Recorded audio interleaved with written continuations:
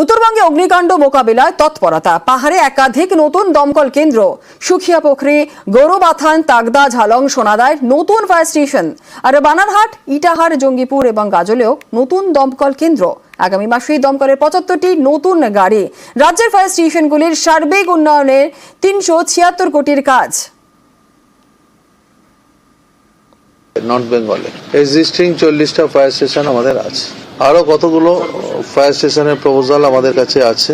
সুখিয়াপোখরি আছে, কালিম্পংয়ে গরুবাথান আছে, ইটাহারের ফায়ার স্টেশনের প্রায়োরিটি আছে আমাদের, তাগদা আছে, ঝলং আছে, সোনাদা আছে। এই সমস্ত ফায়ার স্টেশনগুলো আমাদের প্রপোজালের মধ্যে আছে। জলপাইগুড়ি, বানারহাট এটাও টপ প্রায়োরিটির মধ্যে আমাদের আছে। আমরা মনে করি ফায়ার স্টেশনে যেমন দরকার আছে তার সঙ্গে সঙ্গে ইনফ্রাস্ট্রাকচার যাতে ভালো করা যায়। সামনে মাসের মধ্যে ৭৫টা গাড়ি আমাদের রেডি হচ্ছে। সেই গাড়িগুলো উত্তরবঙ্গ এবং দক্ষিণবঙ্গ বিভিন্ন স্টেশনে আমরা পাঠাবো।